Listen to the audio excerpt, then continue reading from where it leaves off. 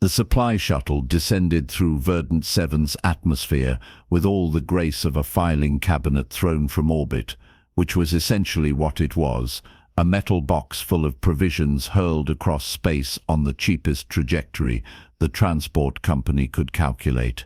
Inside the research outpost, Kelrath watched the shuttle's landing burn through the observation window with the resignation of someone who'd learned not to expect elegance from bureaucratic institutions.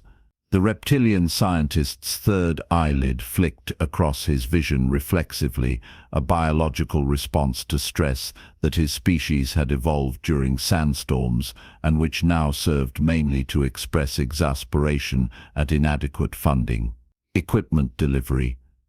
Vess announced from the communications console, her aquatic voice producing bubbles in the translation medium that converted her native clicks into comprehensible language. And 6 months of rations.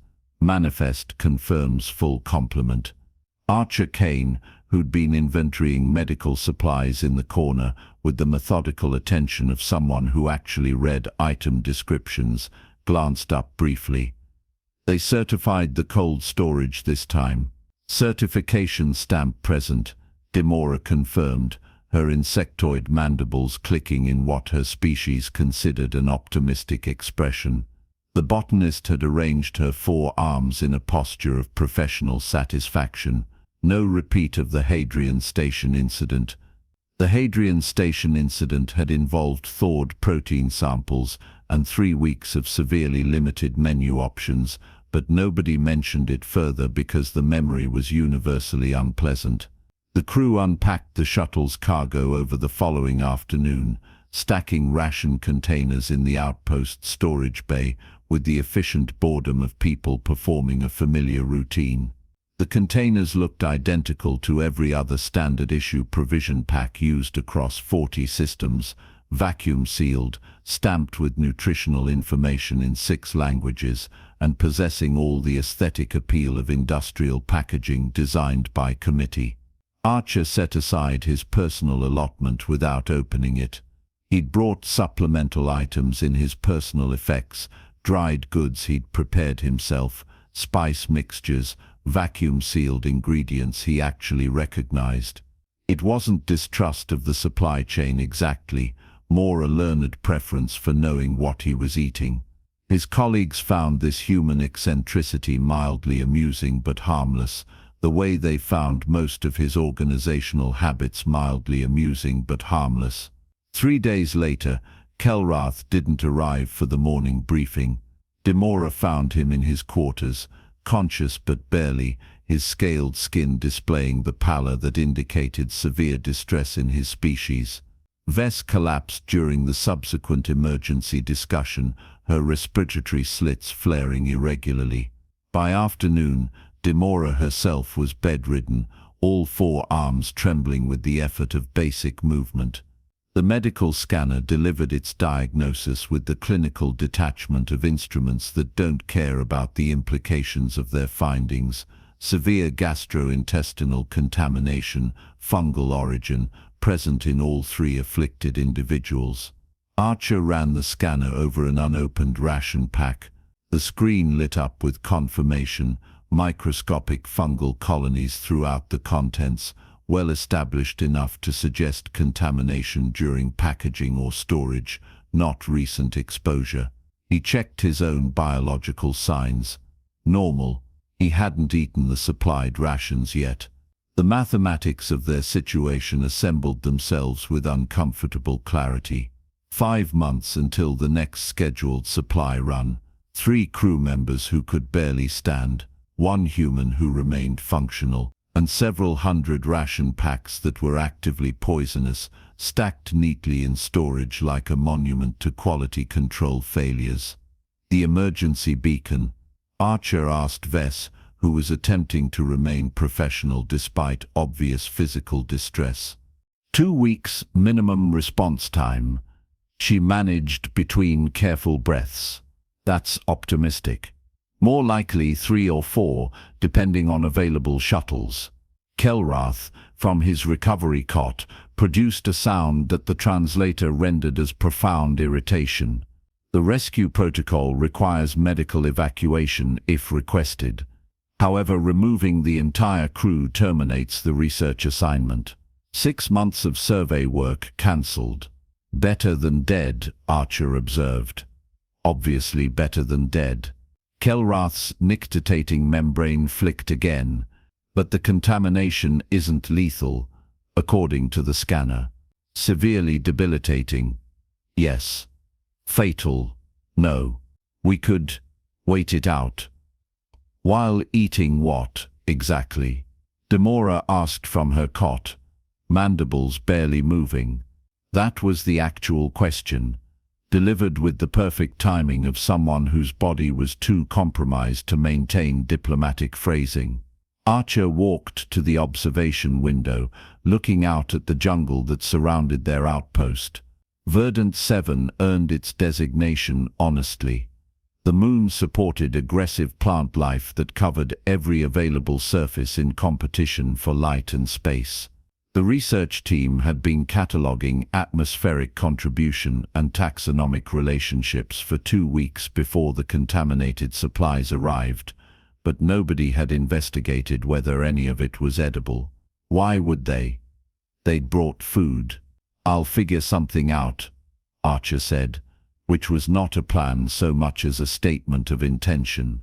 Kelrath's translator hesitated, passing the human's tone for additional meaning. "Figure something out," the reptilian scientist repeated slowly. "You're aware that alien biochemistry rarely aligns with human nutritional requirements, and that the reverse is equally true, and that we have no data on toxicity profiles for local flora." "Yeah," Archer agreed. "That's why I said I'll figure it out. Not that I've already figured it out." He established routines because routines prevented panic, and panic was a luxury their situation couldn't afford. Mornings meant caring for his bedridden colleagues, bringing water, helping them to sanitation facilities, monitoring vital signs. The medical scanner became his most consulted device, tracking 3 species recovery from fungal contamination with the dedication of someone who understood that deterioration meant much bigger problems than their current inconvenience. Afternoons he spent at the windows. The outpost had been positioned for optimal survey access, which meant it was surrounded by dense jungle on 3 sides and bordered a small stream on the 4th. Archer watched the way sunlight filtered through the canopy, noting which plants grew in shade versus those that dominated clearings. He observed creatures, small mammals, bird analogues, insectoid swarms, things that defied easy classification, and documented what they ate. The botanical database contained 2 weeks of taxonomy work, plants identified by structure and atmospheric contribution, but nothing about which were poisonous and which might sustain life. A small mammal, roughly rabbit-sized with 6 legs and crystalline eyes, dug up a tuberous root and consumed it with obvious satisfaction. Archer noted the plant's location, leaf structure, and the root's dimensions. He sketched it in a physical notebook because sketching forced observation of details that photography sometimes missed. "You're making a list," Demora observed weakly from her recovery cot. She'd managed to prop herself into a semi-upright position. "Of potentially edible species, of species that don't immediately kill the local fauna," Archer corrected. "There's a difference, a significant one," Kelrath added, his tone carrying the weight of every xenobiological caution he'd ever delivered. "Your digestive biochemistry is remarkably different from native life here. What sustains them could be lethally toxic to you, and even if you identify safe foods for humans, that provides no useful data for the rest of us." "Probably not," Archer agreed, still watching the small mammal, which had been joined by 2 others competing for the same patch of roots. They weren't fighting, he noted, just digging in different spots. Abundant resource then, but I've got to start somewhere. The outpost's basic chemistry kit had been intended for atmospheric analysis, not food safety testing, but equipment served whatever purpose you assigned it. Archer began running tests on plant samples, pH levels, presence of common alkaloids, reactions to basic reagents. He established a crude toxicity screening process that wouldn't tell him if something was safe, but might tell him if something was definitely dangerous. A week into the crisis, his colleagues had recovered enough strength to sit up and complain, which Archer considered progress. Vess, the engineer, watched him prepare for what he called Phase 2 with visible concern. Her species' facial structure didn't map well to human expressions, but the translation medium conveyed emotional content, and her trepidation came through clearly. "You're going to eat random jungle plants," she said. "I'm going to carefully test selected specimens using established protocols," Archer replied, organizing his samples on a clean work surface. Random would be grabbing whatever and hoping for the best. This is systematic.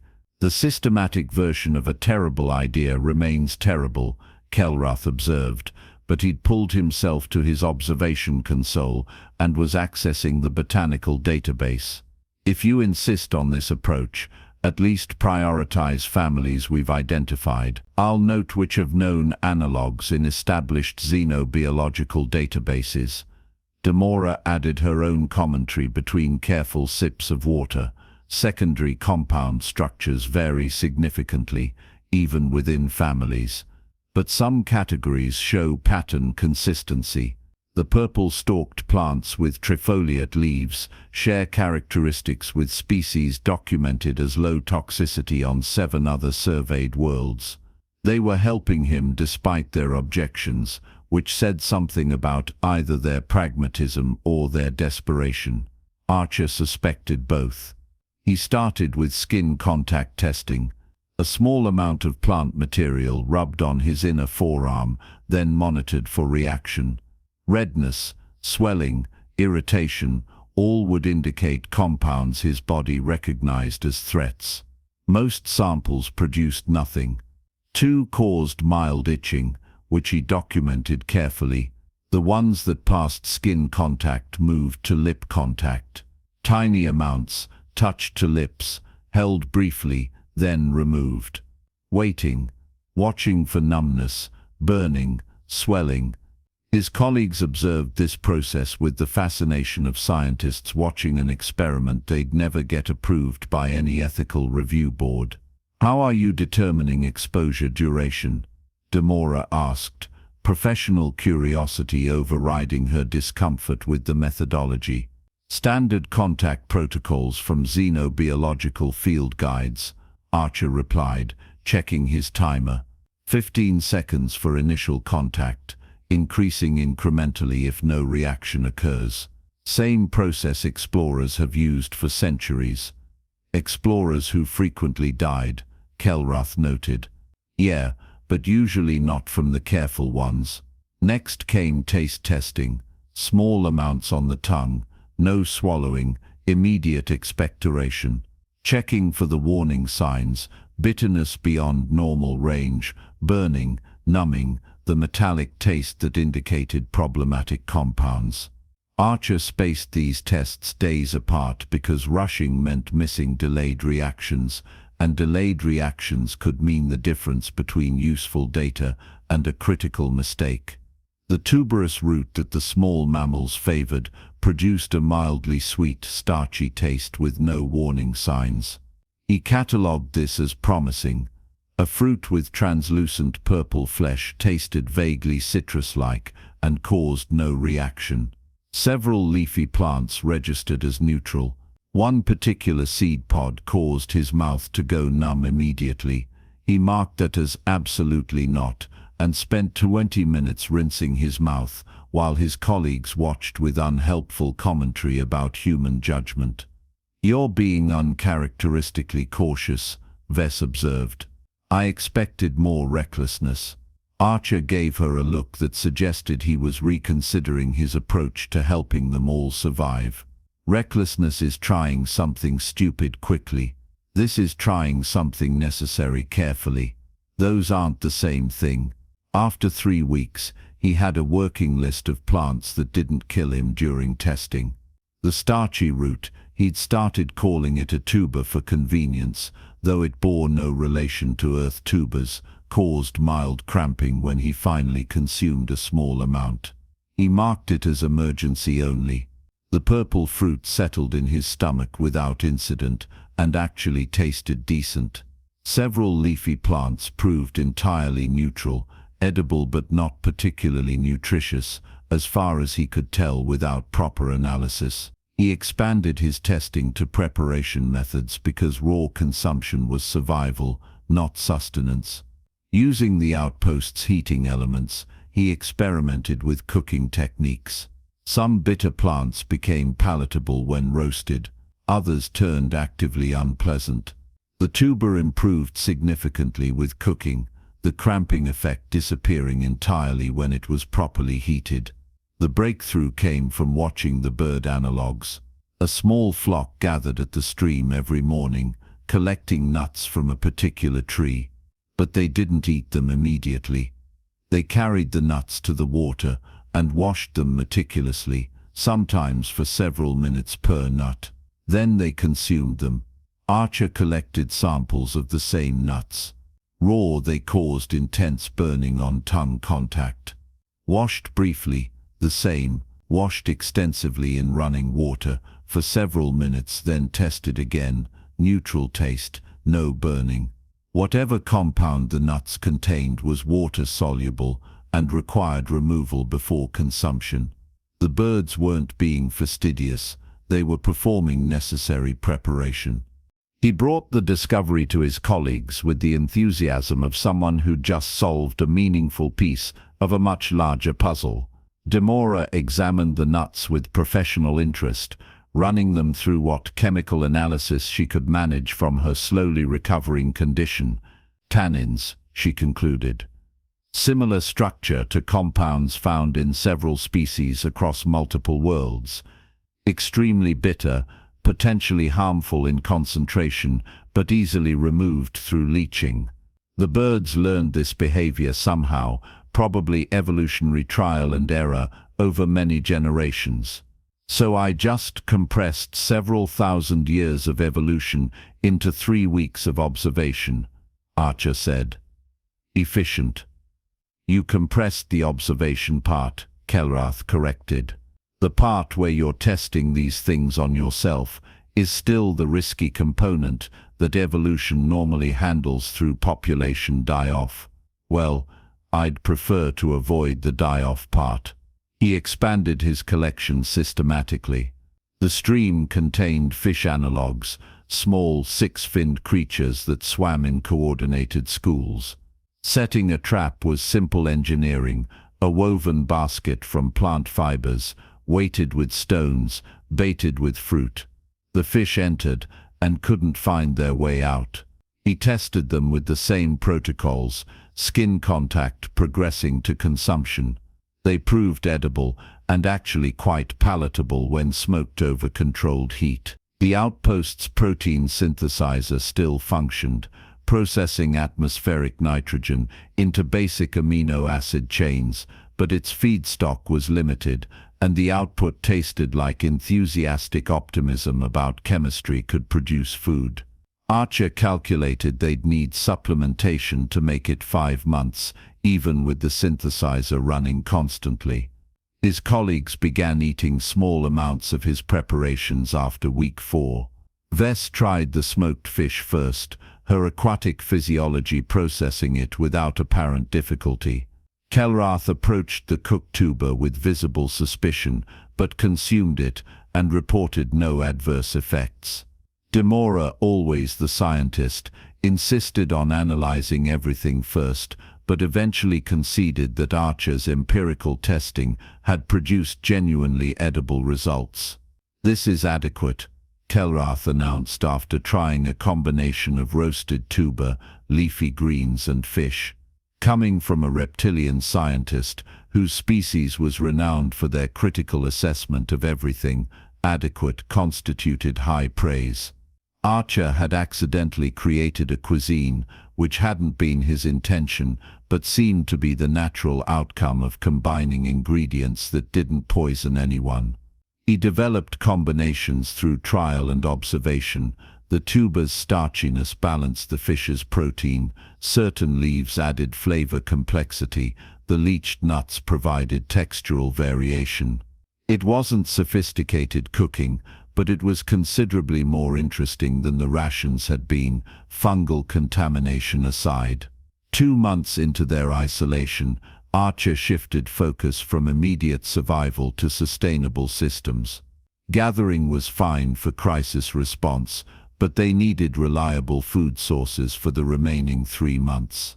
He mapped the jungle around the outpost, creating a detailed chart of where different plants grew. This grove produced the useful nuts, that stream section held the most fish, those clearings had abundant tuber-bearing plants near the surface. The jungle stopped being an undifferentiated mass of threatening biology and became a knowable landscape. He learned which fruits ripened when, which plants indicated good foraging areas underneath, what weather patterns preceded abundant growth. He walked the same paths daily, noting changes, observing animal behavior, building a mental model of the ecosystem's patterns. Demora, recovered enough to resume work, began proper nutritional analysis of his discoveries. Her equipment could break down biochemical components and assess their value for different species' metabolic requirements. The results surprised even Archer. His intuitive selections had somehow produced balanced nutrition for all 4 species present. The combination of tubers, fish, various plant materials, and supplements from the struggling protein synthesizer provided adequate sustenance across radically different biological systems. "You couldn't have known this would work," she said, reviewing the data with visible confusion. "The probability of randomly selecting compatible foods for 4 different species is statistically improbable." "Wasn't random," Archer replied, checking his preservation racks where fish dried in the filtered air. "I picked things that multiple local species ate successfully and figured if the ecosystem supported varied life, there was probably overlap in what's metabolically useful. Plus, I aimed for variety. Lots of different plants, different preparation methods, different sources. Cast a wide enough net, something's going to work." It was practical logic, not scientific brilliance, but Demora recorded it in her notes anyway, because apparently human survival instincts counted as ethnobiological data. They established preservation protocols because fresh food was fine until it wasn't. Smoking worked well for fish and some plant materials. Drying in the sun preserved fruits and leafy plants. Archer even experimented with fermentation, letting certain fruits break down in controlled conditions. The results were occasionally alcoholic, which wasn't the goal but proved useful as a solvent and preservative. Vess, her engineering instincts recovered along with her health, began modifying tools based on Archer's descriptions of needed functions.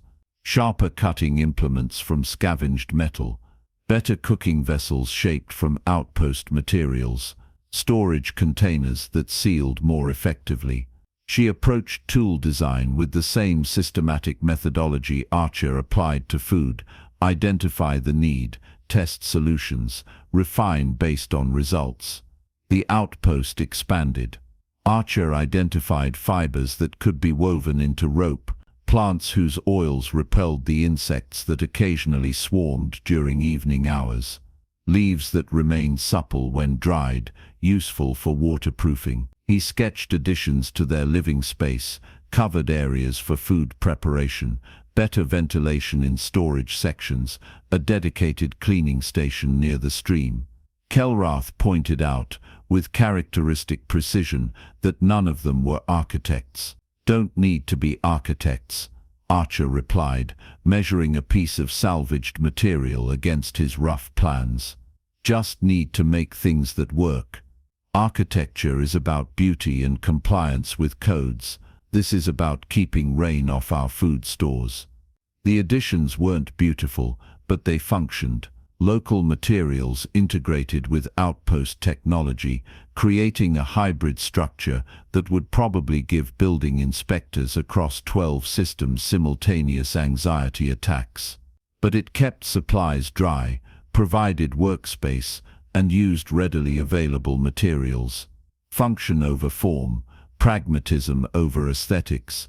They planted a garden in month 3.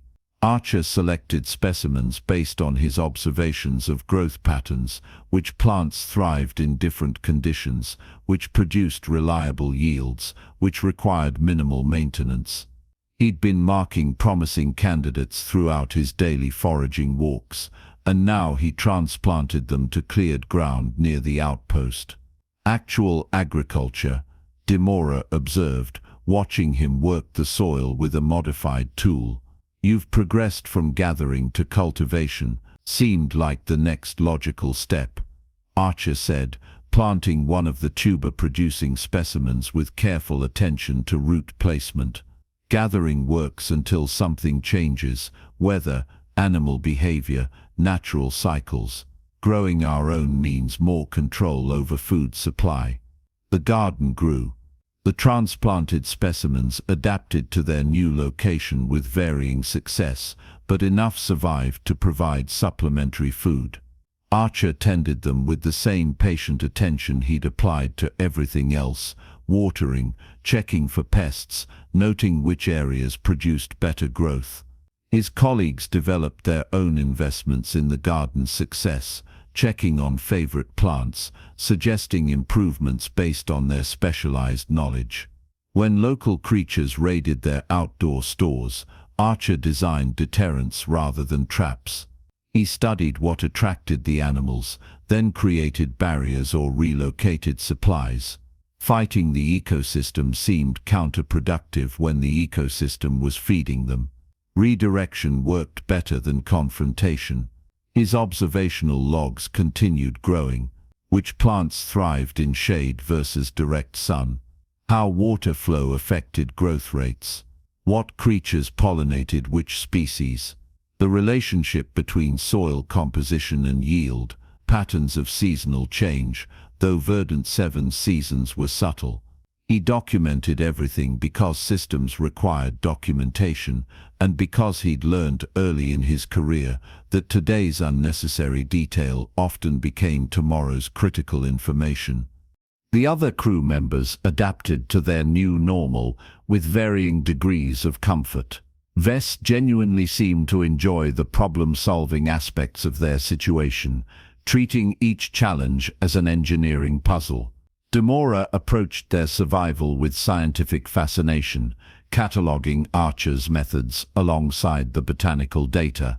Kelrath maintained professional skepticism about the entire situation, but couldn't argue with results. They were healthy, adequately fed, and the research mission continued alongside their improvised sustainability. 4 months into their isolation, the outpost functioned on established rhythms, morning harvests from the garden and nearby foraging areas. Afternoon preservation work, processing the day's collection. Evening meals that combined local ingredients with their carefully rationed processed supplies. The emergency had transformed into routine, crisis energy replaced by sustainable patterns. Archer discovered that certain fruits, when fermented properly, produced something approaching alcohol.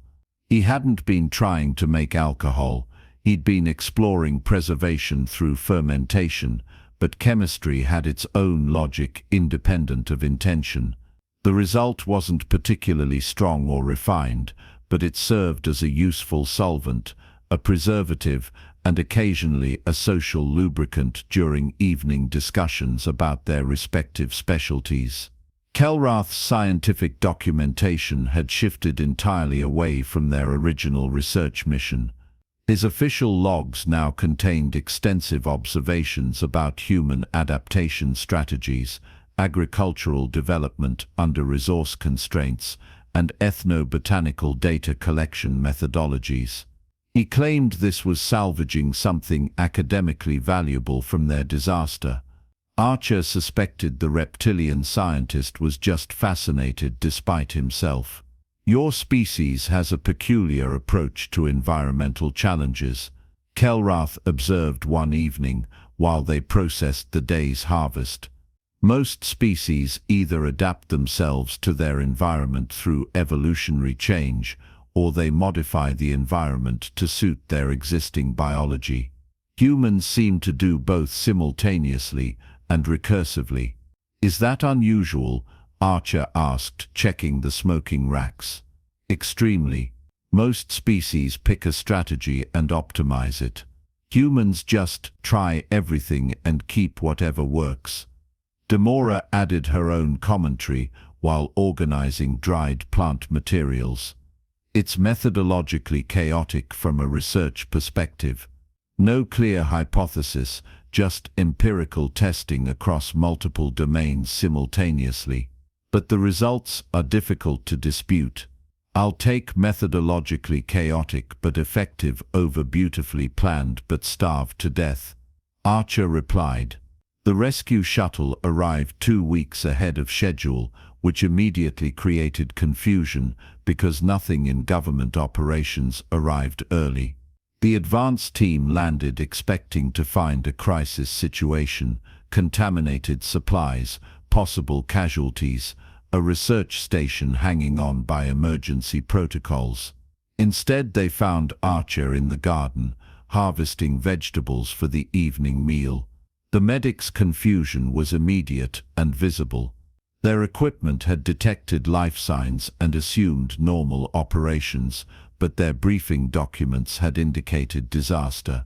These two realities didn't reconcile easily. The lead medic, a thrall whose species had elevated bureaucratic procedure to an art form, consulted her tablet 3 times before approaching.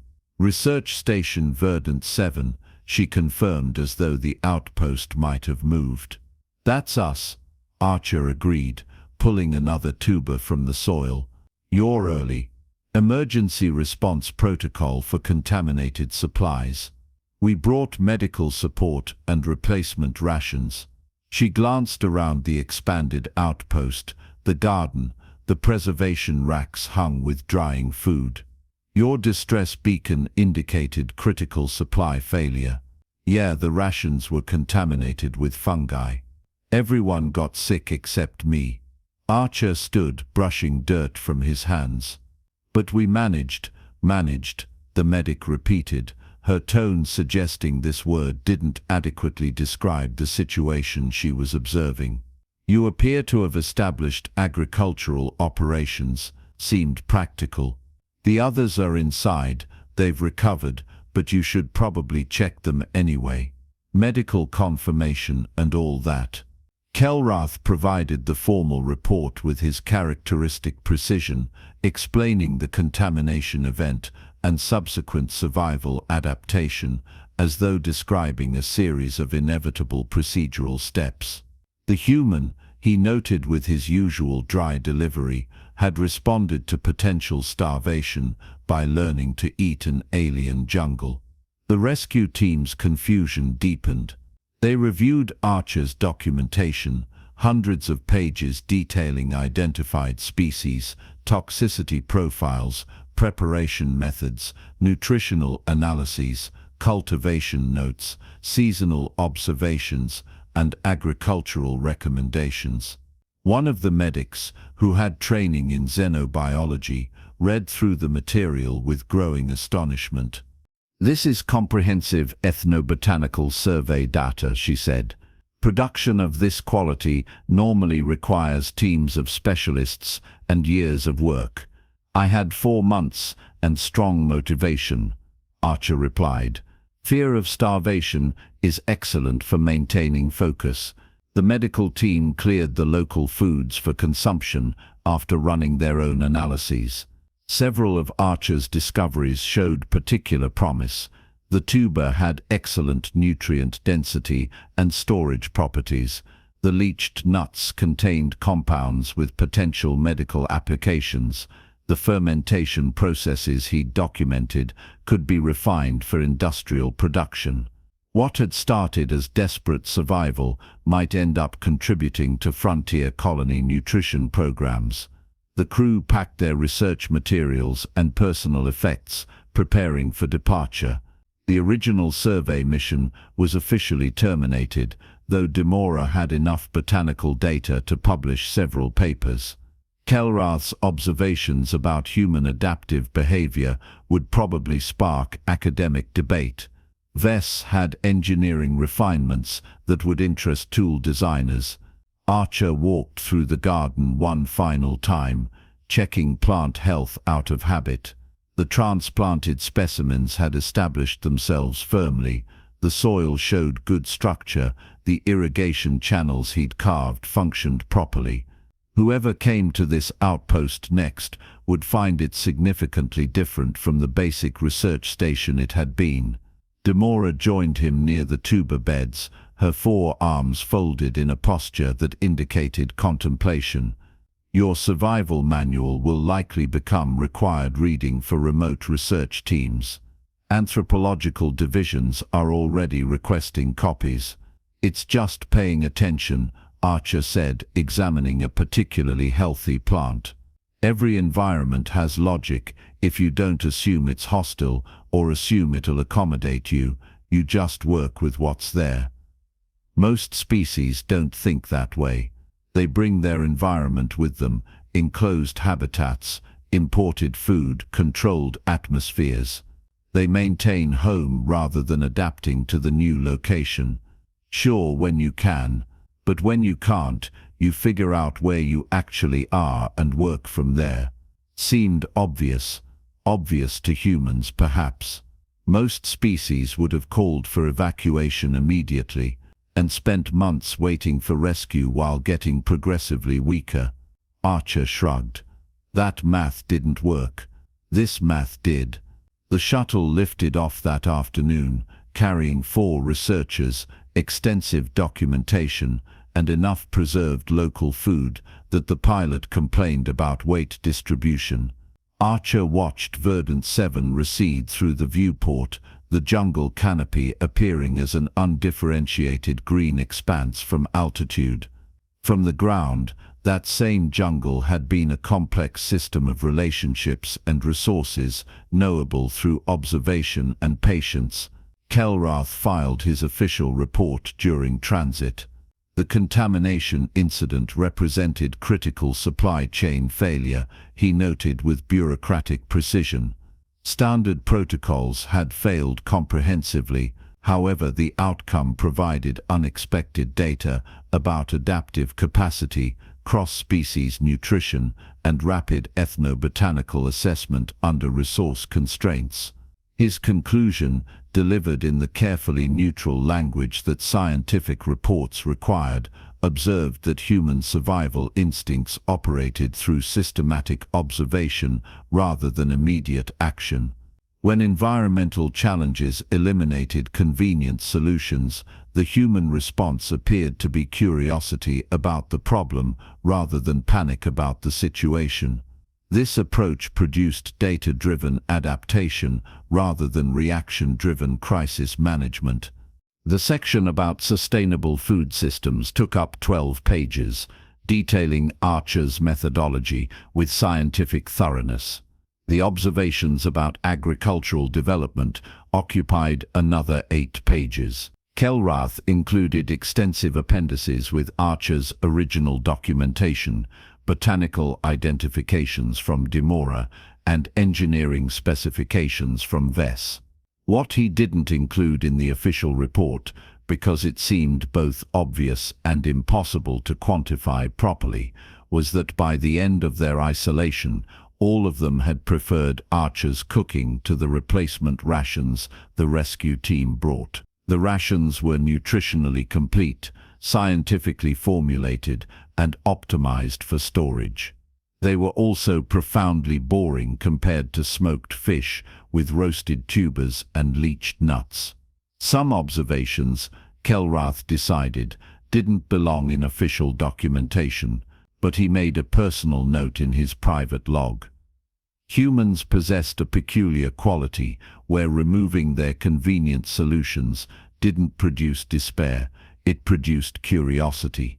They started watching things. And apparently, if you watched anything long enough with sufficient attention and systematic testing, even an alien jungle became comprehensible enough to turn into dinner.